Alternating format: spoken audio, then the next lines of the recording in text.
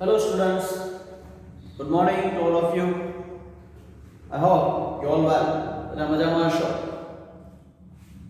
Okay, તો ચાલો આજની આ લેક્ચરની શરૂઆત કરીએ. જે ટોપિકમાં આપણે છીએ એમાં તેનું નામ છે active voice, passive voice.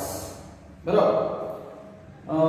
Last લેક્ચરમાં એની જે કાંઈ બેઝિક ઇન્ફોર્મેશન છે આપણે ક્લિયર કરી કે પેસિવ શું છે, એક્ટિવ શું છે, અને આ ઉપરાંત ઓબ્જેક્ટ કઈ રીતના આઈડેન્ટિફાઈ કરવું, સેન્ટેન્સની અંદરથી ઓબ્જેક્ટ કઈ રીતના આપણે શોધવું, એ બાબતે તમને બે વર્ડ્સ આપ્યા, વોટ અને હુ. ઓકે, તો હવે એમાં એક ટેન્સ જે આપણે જોયું સિમ્પલ પ્રેઝન્ટ ટેન્સ, કે જેની આપણે એક્ટિવ પેસિવની સેન્ટેન્સ પેટર્ન જોઈ અને એના એક્ઝામ્પલ પણ સોલ્વ કર્યા. આ જે જ રીતના સિમ્પલ પાસ્ટ ટેન્સ ઉપર આપણે જવાનું છે. તો સિમ્પલ પાસ્ટ ટેન્સ ના એક્ઝામ્પલ અને એની સેન્ટેન્સ પેટર્ન, આઈ હોપ કે તમે બધા સેન્ટેન્સ પેટર્ન ઘરે રીડ કરી હશે, કારણ કે લાસ્ટ લેક્ચરમાં મેં તમને વર્ક થોડું આપ્યું. ઓકે, તો ચાલો હવે અત્યારે અહીંયા સિમ્પલ પાસ્ટ ટેન્સ ના પેસિવ પર જઈએ. Okay,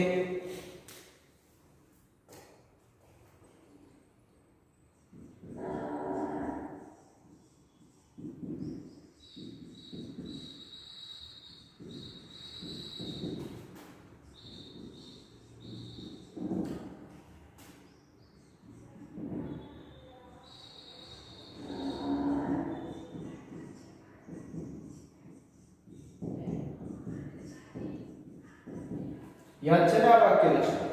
subject plus V2 plus object plus other words, subject plus V2 plus object plus other words, એટલે કે સિમ્પલ પાસ્ટ ટેન્સ ની આ પહેલી હકાર વાક્ય રચના, એફર્મેટિવ સેન્ટેન્સ પેટર્ન જે તમારી સામે છે.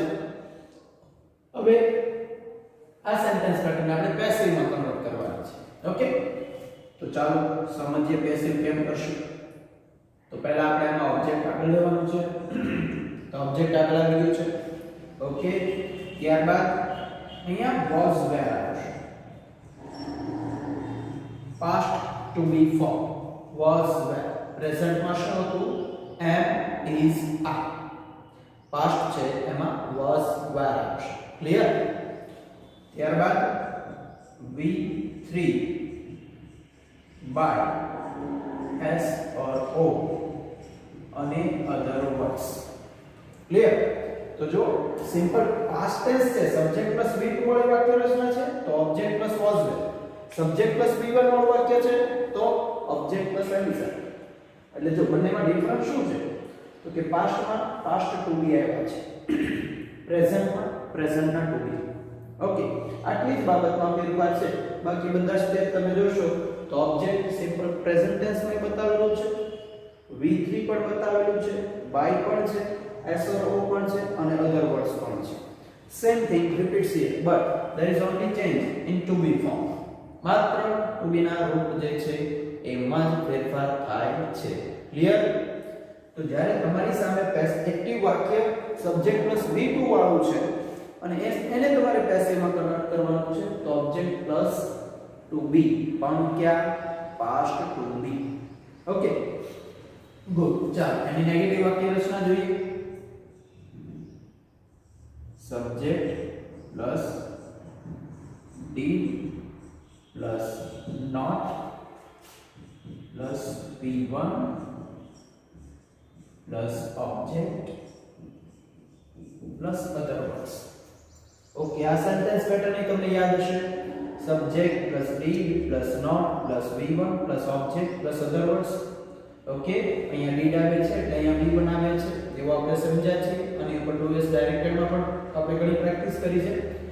ફરીથી did છે એટલે અહીંયા V1 થઈ ગયું છે. એક્ટિવની વાક્ય રચના છે. પેસિવમાં શું ફેરફાર થાય? Let's see that.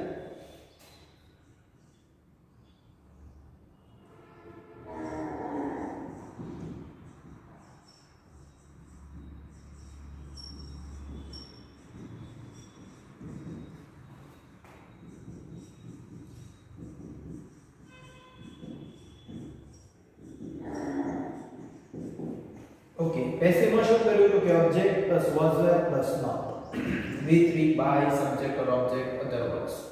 ઓકે, એટલે કે did not વાળું વાક્ય રચના વાક્ય હોય તમારી સામે એક્ટિવ માં પેસિવ પેસિવ માં ફેરવો છો તો વોઝ વેર નોટ કરવું પડે. ઓકે, ઓબ્જેક્ટ ને અનુરૂપ વોઝ કે વેર મૂકવાનો છે. જેવી રીતના વિચારમાં જોયું તો એમ જ તે અહીંયા ઓબ્જેક્ટ કયા ફોર્મમાં છે, સિંગ્યુલર માં છે તો વોઝ આવશે, પ્લુરલ માં છે તો વેર આવશે. Okay, good. એવી જ રીતના પ્રશ્નાર્થ વાક્ય રચના જોઈએ active.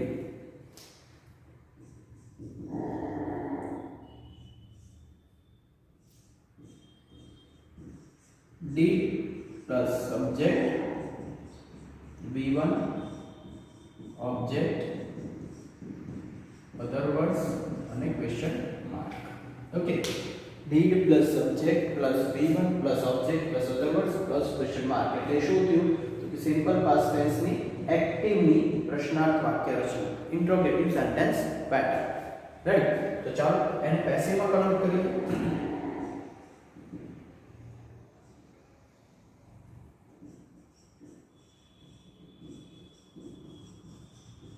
was where plus object plus v3 plus by plus SRO plus other words plus question mark. Clear? Ready? તો તમારી સામે આ સેન્ટેન્સ પેટર્ન તૈયાર છે, એક્ટિવ અને પેસિવ ની સિમ્પલ પાસ્ટ ટેન્સ. ઓકે, ચાલો ફરીથી એકવાર જોઈ લઈએ આપણે કે અહીંયા subject plus v2 plus object plus other words આપેલા છે. એવું સેન્ટેન્સ આપણી સામે છે તો ઓબ્જેક્ટમાં પેસિવમાં object plus was were plus v3 plus by plus subject verb છે. ઓકે, પેસિવમાં શું પહેલા આવે છે તો કે ઓબ્જેક્ટ આવે છે. ઓકે, તો object plus was were plus v3 plus by s or o એટલે સબ્જેક્ટ ફોર્મ કે object form plus other words. એ બીજી રીતના નેગેટિવ વાક્ય રચનામાં જઈએ તો subject plus did plus not plus v1 plus object plus other words. આવું સેન્ટેન્સ આપણી સામે છે તો પેસિવ માં કન્વર્ટ કરશો એટલે કે object plus was were plus not plus v3 plus by plus SRO plus other words. Clear? એવી જ રીતના તમારી સામે પ્રશ્નાર્થ વાક્ય છે એક્ટિવ અને એને તમારે પેસિવ માં કન્વર્ટ કરવું છે તો એમાં આપી છે વાક્ય રચના મુજબ did subject v1 object other words અને ક્વેશ્ચન માર્ક. તો આ વાક્યને પેસિવ માં કન્વર્ટ કરવા માટે was where plus object plus v3 plus by plus subject or object plus other words અને પ્લસ ક્વેશ્ચન માર્ક. ક્લિયર? તો આ થઈ વાક્ય રચના સિમ્પલ પાસ્ટ ટેન્સ ની એક્ટિવ અને પેસિવ. ઓકે, એક્ટિવ ને આપણને આવડે છે બધાને, બરાબર? પેસિવ ને ત્યારે આપણે સમજાય. હવે એના આધારે એક્ઝામ્પલ જોઈએ આપણે. તો ચાલો બોર્ડ ઉપર ધ્યાન. આ સેન્ટેન્સ પેટર્ન યાદ રાખવી ખૂબ જ જરૂરી છે મિત્રો.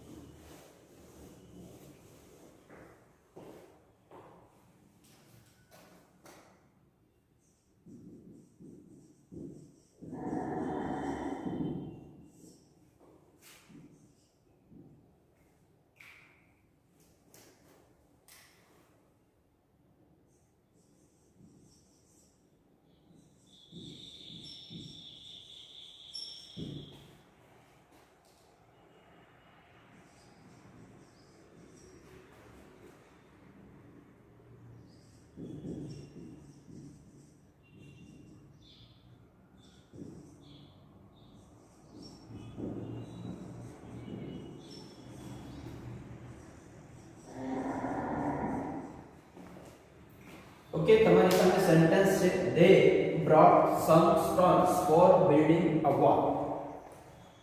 They brought some stones for building a wall. બરાબર? તેઓ એક દીવાલ બાંધવા માટે કેટલા પથ્થર લાવ્યા. તેઓ એક દીવાલ બાંધવા માટે કેટલા પથ્થર લાવ્યા કે થોડા પથ્થર લાવ્યા. ઓકે, તો તમારી સામે જે સેન્ટેન્સ છે એ સિમ્પલ પાસ્ટ ટેન્સ નું છે કારણ કે સબ્જેક્ટ પ્લસ v2 આવ્યું છે. સબ્જેક્ટ પ્લસ v2, સબ્જેક્ટ જે bring brought તો brought અહીંયા v2 ના રૂપમાં છે. એનો મતલબ એવો થયો કે વાક્ય સિમ્પલ પાસ્ટ ટેન્સ નું છે.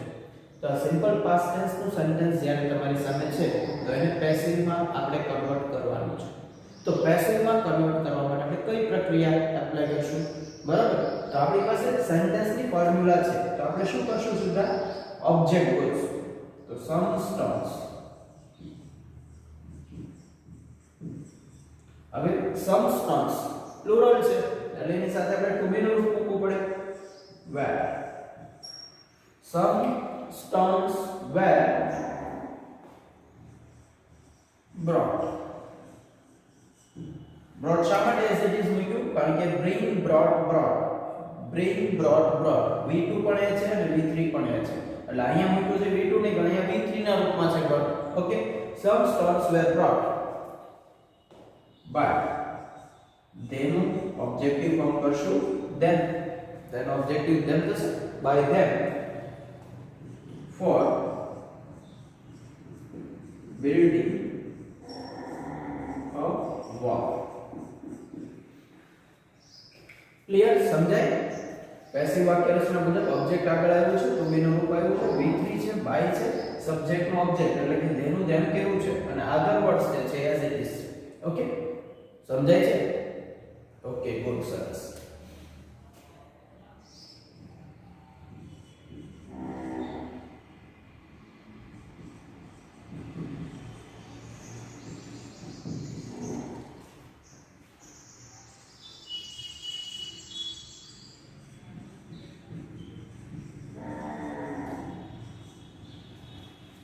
She paid a bill yesterday.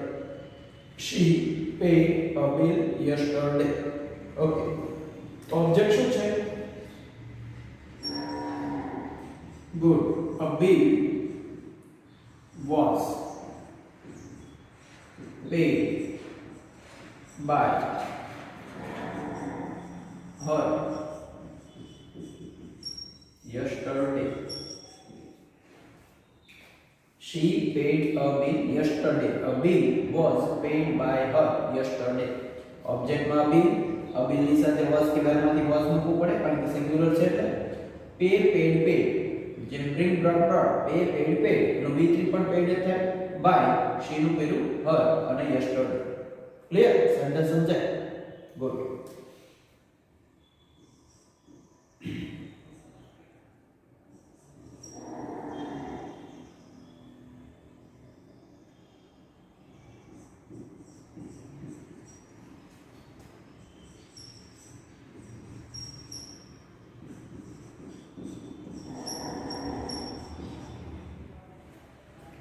He took my car last week. He took my car last week. બરાબર? તે ગયા અઠવાડિયે મારી કાર લઈ ગયો. પેસિવમાં કન્વર્ટ કરવાનું છે આપણે. તો ઓબ્જેક્ટમાં શું મળશે? Good, very good. My car. My car singular છે. Was. Take to taken. My car was taken by him last week. Clear? તો ચાલો તમારી સામે આ પહેલી વાક્ય રચના મુજબ મેં તમને ત્રણ એક્ઝામ્પલ આપ્યા છે. They brought some stones for building a wall. તો એનો ઓબ્જેક્ટ આપણે પસંદ કર્યું, some stones પસંદ કર્યું, સિલેક્ટ કર્યું, કારણ કે એ જ ગોતવું પડે, બીજા કોઈ શબ્દમાંથી ન લઈ શકીએ. ઓકે, તો some stones were brought by them for building a wall. Second સેન્ટેન્સમાં she paid a bill. She paid a bill yesterday. તો એમાંથી a bill એ ઓબ્જેક્ટ છે. ઓકે, જે તમને અંદાજો આવી ગયો છે. A bill was paid by her yesterday. Clear? ત્યારબાદ he took my car last week. He took my car last week. Okay, હવે અહીંયા આગળ જે છે ને તમારે જે અનુભવ મારો છે પ્રમાણે હું તમને કહું છું. my car આપ્યું છે તો જ્યારે પોઝેસિવ ફોર્મ હોય ને સંબંધક ત્યારે બે શબ્દને સાથે લઈ લેવાના. કારણ કે આમાં તમે my જે છે એ શબ્દને અલગ પાડો, car ને અલગ પાડો અથવા ખાલી car ને અલગ મૂકી દો. car was taken by him last week. તો પછી એમાં my શબ્દ ક્યાં મૂકશો? ઓકે, એટલે પોઝેસિવ ફોર્મ હોય my, his, your, her આ બધા શબ્દો સાથે જે નામ હોય એ આખું નામ લેવાનું. સંબંધક રૂપ એને જ કહેવાય. એ સંબંધક રૂપ સાથે બીજો શબ્દ જોડાયેલો, બીજું નામ જોડાયેલું, એ બેને સાથે ઓબ્જેક્ટમાં લેવાનું. એમાં ભૂલ ન થાય, એક ધ્યાન રાખજો. ઓકે, ગુડ, સરસ.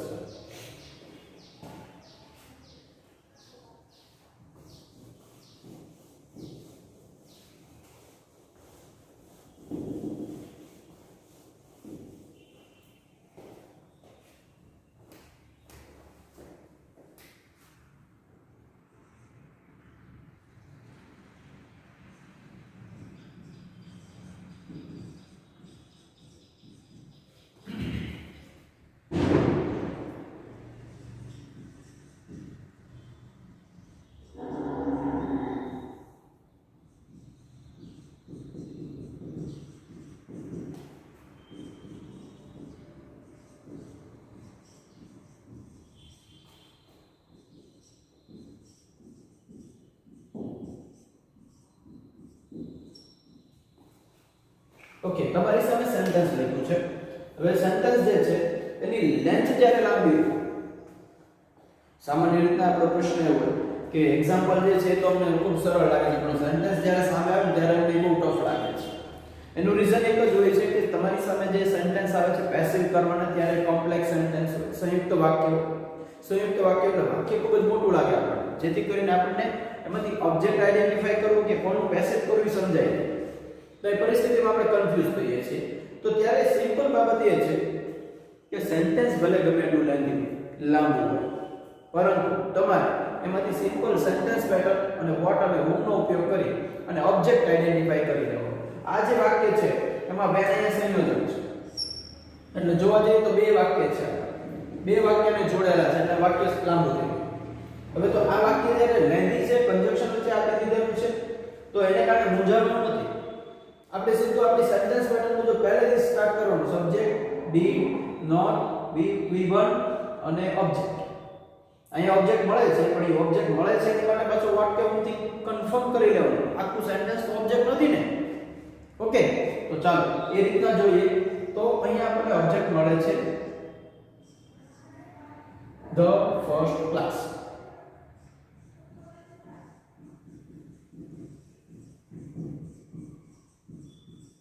ઓકે, the first class આ જે છે આપણો આખો ઓબ્જેક્ટ. the એકલું નો લેવાનું હોય, first એકલું નો લેવાનું હોય, class એકલું નો લેવાનું હોય, ખાલી first class નો લેવાનું હોય, the પણ જોડવું પડે. તો the first class was not got by me when I was in SSC. समझे? The first class was not got by me when I was in SSC. The first class was not got by me. તો જો અહીં સુધીનું જ વાક્યનું passive કર્યું કહેવાય. બાકીનું આ વાક્ય જે છે શેમાં આવે છે? અધર વર્ડ્સમાં આવે છે.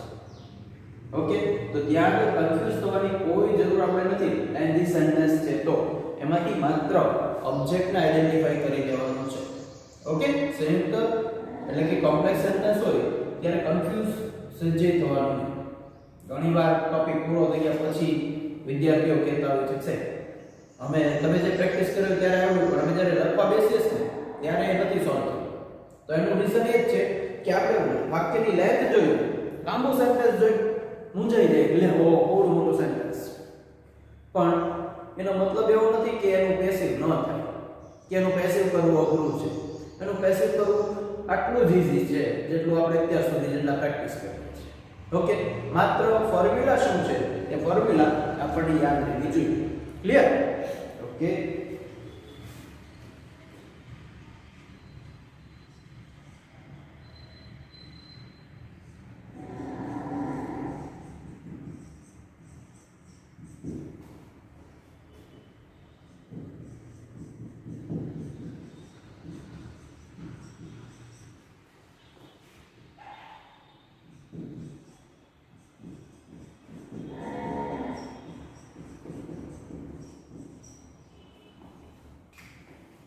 we did not invite them in last function. We did not invite them in last function. Okay, તો અહીં આગળ તમારી પાસે ઓબ્જેક્ટ જે છે એ whom થી મળે એવું છે them. તો them જે છે આપણી પાસે ઓબ્જેક્ટના રૂપમાં છે એટલે them નું શું કરશું આપણે? તો કે સબ્જેક્ટિવ ફોર્મ એટલે કે they. ઓકે, તેની સાથે મૂકશું were. They were not invited by us. We know us. They were not invited by us in last function. Clear? સમજાય? તો અહીંયા them હતું એનું સબ્જેક્ટિવ ફોર્મ કરવું પડે. જ્યારે ઓબ્જેક્ટ ને આગળ લઈએ છીએ ત્યારે એનું સબ્જેક્ટિવ ફોર્મ મૂકવું પડે. They were not invited by us in last function. Clear? સમજાય? Good.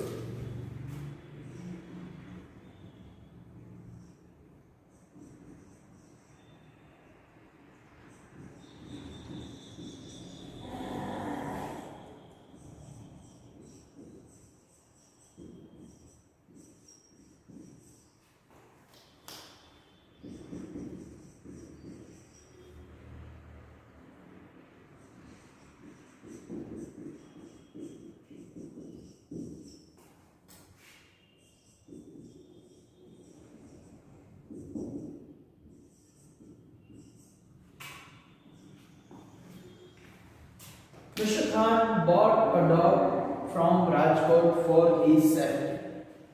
Mr. Khan bought a dog from Rajkot for his safety. Okay, વાક્ય જે છે એમાં જોવા જઈએ તો એક for જે છે prepositions ના સ્વરૂપમાં આવ્યું છે, બરાબર છે, અને from જે છે એ પણ prepositions ના સ્વરૂપમાં આવ્યું છે. એટલે વાક્ય છે એની લેન્થ આપણે વધારી થોડી, વાક્યની લેન્થ વધારે તો હવે અહીં આગળનું પેન્સિલ કેમ કરવું, બરાબર. ઓબ્જેક્ટ તો કેવો ડોગ છે, અ ડોગ જે છે એ ઓબ્જેક્ટ છે, પણ અહીં આપણે આખું આને લઈશું a dog from Rajkot, a dog from Rajkot એ આખું લઈ શકીએ, વાક્યની શરૂઆતમાં આખું મૂકી શકીએ, બરાબર છે.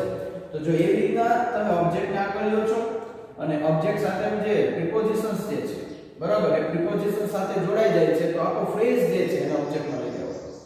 જો વાક્ય બનાવ્યું a dog from Rajkot was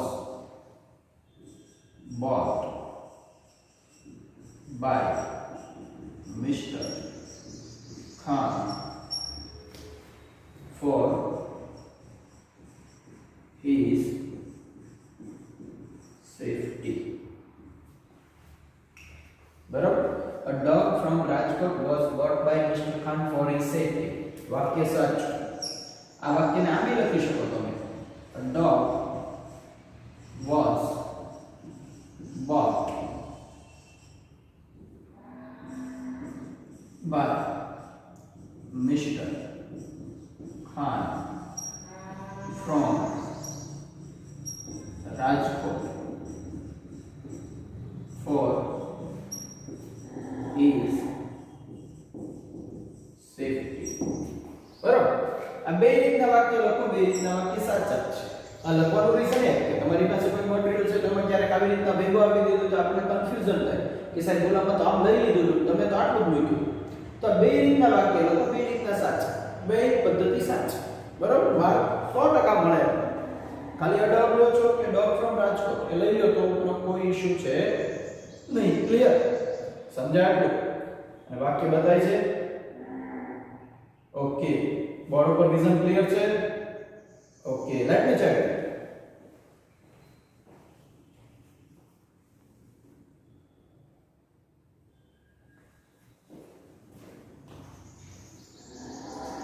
okay, ચાલો બધું બરોબર છે. હવે નેક્સ્ટ એક્ઝામ્પલ ઉપર જઈએ આપણે.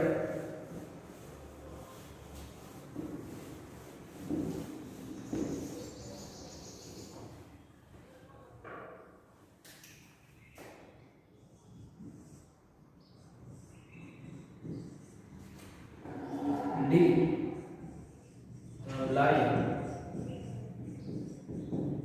killed a deer last evening. Did the lion kill a deer last evening? Okay, active वाक्य છે, पैसिव में कन्वर्ट करिए. Was a deer killed by the lion last evening? Clear? समझे? वाक्य જે છે એ પ્રશ્નાર્થ છે. પ્રશ્નાર્થ એટલે આપણે કઈ મૂંઝવણ તો છે નહીં, આપણે તો ઓબ્જેક્ટ ને પહેલા ગોતવાનું. તો કિલ ક્રિયાપદ પછી આપણે ડિયર બતાય છે. વોટથી પ્રશ્ન પૂછે એટલે ડિયર આપણને મળશે, બરાબર. અથવા તો કોમથી પૂછો એટલે તમને ડિયર જવાબ તમને મળશે, બરાબર. તો ડિયર મેળવ્યું એટલે શું કર્યું તો કે વોઝ મૂક્યું પહેલા. વાક્યની શરૂઆતમાં સેન્ટેન્સ પેટર્ન મુજબ was a deer killed by the lion last evening. Clear? સમજે? Good.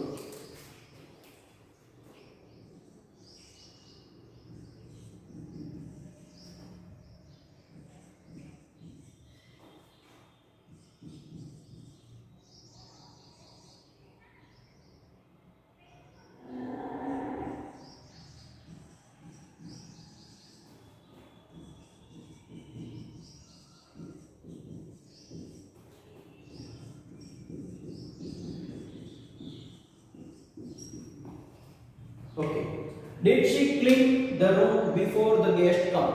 Came. Did she clean the room before the guest came? મહેમાન આવ્યા તે પહેલા તેણીએ રૂમ સાફ કર્યો? પ્રશ્નાર્થ વાક્ય. ઓકે. તો what થી પ્રશ્ન પૂછે? શું સાફ કર્યું? તો રૂમ, અ રૂમ. તો આપણે જવાબ લખશું was a room cleaned by her before the guest came.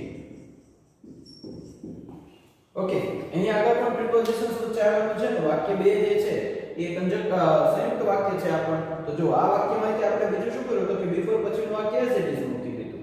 બરાબર? અહીંયા જો ધ ગેસ્ટ કેમ આ એક વાક્ય જ થયું, સિમ્પલ પાસ્ટ ટેન્સ. પણ એમાં આપણે કોઈ જાતનો ફેરફાર કર્યો નથી કારણ કે એમાં આપણે મેઇન સેન્ટેન્સ ઉપર જવાનું. મેઇન સેન્ટેન્સ આ છે. ઓકે.